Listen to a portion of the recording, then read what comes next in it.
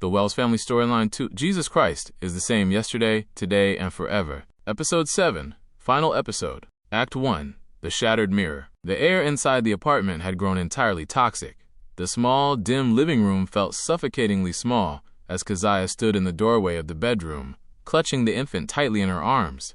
A packed duffel bag was slung over her shoulder, bulging at the seams with clothing and baby supplies. Her eyes were hard, devoid of the warmth that Thomas had desperately searched for over the past several months. "I'm done, Thomas," Keziah said, her voice dropping all the usual shouting and settling into a cold, flat certainty that chilled him to the bone. "I'm taking the baby, and I'm leaving. I'm not going to sit here and wait around for the power to get cut or for us to get thrown out on the street."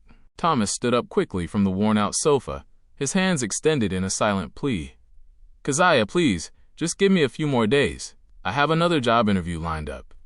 We can fix this. You can't just take my kid away." "Watch me," she snapped, stepping back as he tried to get closer. "I already called my lawyer. I'm putting you on child support first thing on Monday morning. And don't worry about where we're going. I'm heading straight over to my boyfriend's house.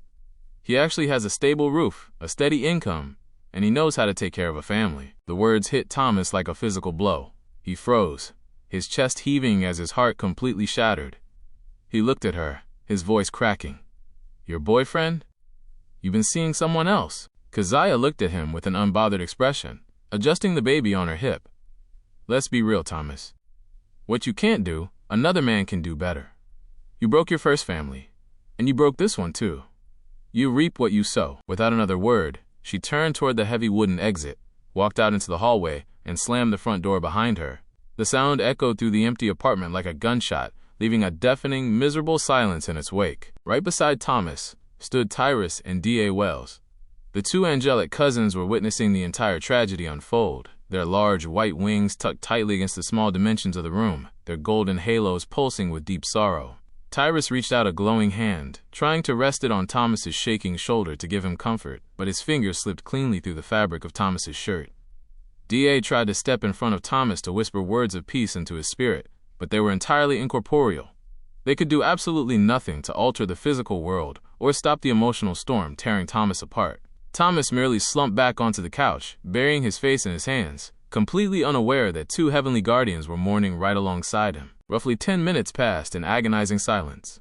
Thomas didn't move, and the angels stood vigil over his broken form. Suddenly, a loud, authoritative knock rattled the front door. Thomas slowly lifted his head, a faint glimmer of hope crossing his mind, thinking maybe Keziah had changed her mind. He walked over and pulled the door open, but the hope vanished instantly. Standing in the hallway were two uniformed police officers, their faces stern and professional. "Thomas Harrington?" the first officer asked. "Yes," Thomas replied, his voice barely a whisper. "You are under arrest for unpaid child support from your previous family," the officer stated firmly, stepping into the apartment and instructing Thomas to turn around. "We have a warrant. Put your hands behind your back." The cold steel of the handcuffs clicked loudly around Thomas's wrists. The shock of the moment washed over him, breaking his heart all over again. He didn't fight. He didn't argue. He just kept his head down, completely defeated by the rapid avalanche of consequences. As the officers led him out of the building and down the stairs, D.A. and Tyrus walked right beside him, keeping their invisible shield close, determined not to leave his side for even a fraction of a second. Act 2. The Shadows of the Deep. The bright red and blue lights of the police cruiser cast frantic reflections against the wet pavement as the car sped through the city streets. Inside the vehicle, Thomas sat in the cramped back seat, staring blankly out the window at the passing streetlights. Sitting directly on either side of him in that tight back seat were Tyrus and D.A. Though the police officers in the front seat had no idea, and though Thomas could feel nothing but an unexplainable sense of faint warmth, the two angels pressed close to him, their shimmering wings folded tightly to accommodate the small space, and their golden halos illuminated the dark interior of the cruiser with a light that only the spiritual world could see. They kept their eyes locked on Thomas, watching over his fragile spirit. When they arrived at the precinct, the reality of his situation set in with brutal clarity. The officers led Thomas through a series of heavy metal doors into the processing area.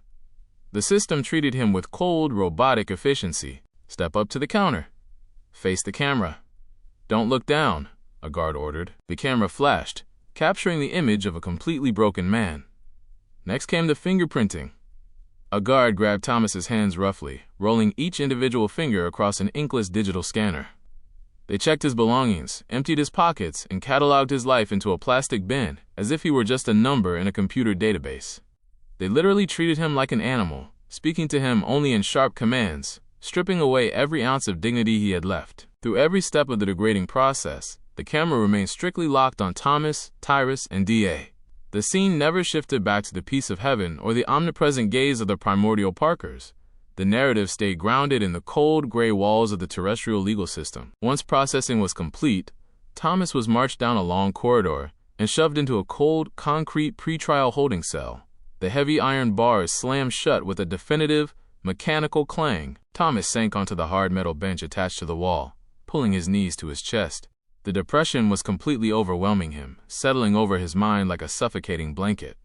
He felt completely abandoned, utterly alone, and buried under the weight of his own terrible choices. Tyrus sat down on the bench right next to him, his angelic form radiating a comforting glow that Thomas couldn't see. "Thomas, look up," Tyrus urged, his voice filled with intense, compassionate energy. "Do not let the darkness take your mind. You are in a valley, but God's mercy can still reach you here. Hold on to your faith."